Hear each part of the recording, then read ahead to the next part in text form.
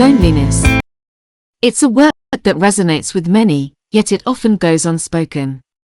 Recent studies reveal that at least 1 in 2 adults in the United States is grappling with considerable levels of loneliness. This is not just a fleeting feeling, it's a profound emotional state that can have significant repercussions on our physical, mental, and societal health. Loneliness can be likened to hunger or thirst, a signal that something essential for our survival is missing. When we experience it, our instinct is to seek connection. However, when that feeling persists, it becomes a cause for concern. Loneliness is a subjective experience, defined by the gap between the connections we desire and those we actually have.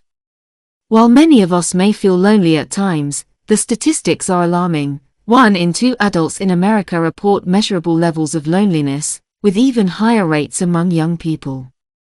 The factors contributing to this epidemic are multifaceted. In our modern society, we gather less frequently for dinners with friends or neighbors. Our time is increasingly consumed by social media and online interactions, which, while beneficial in some respects, often detract from the in-person connections that once defined our social lives.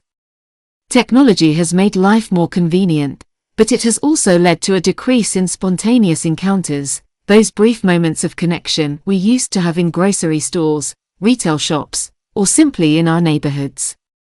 This growing isolation has been exacerbated by the COVID-19 pandemic, leaving lingering effects that continue to impact our lives.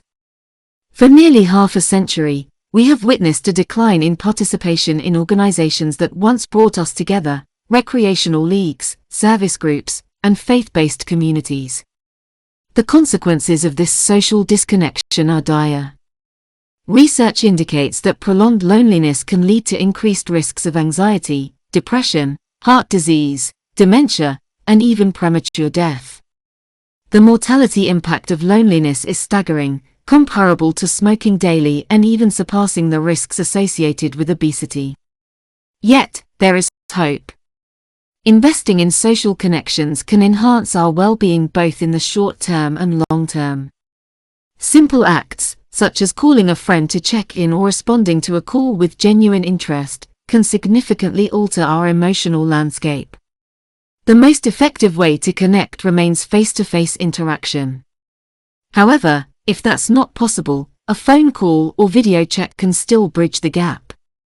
Even a few minutes spent in person can be more impactful than a lengthy, distracted conversation over text. So, how can we combat loneliness in our lives? It doesn't require monumental changes.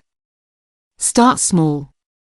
Dedicate just 15 minutes a day to reach out to someone you care about, be it an old friend, a family member, or a colleague. These small gestures can create ripples of connection, fostering a sense of belonging and community. In a world that often feels disconnected, let us remember the power of human connection.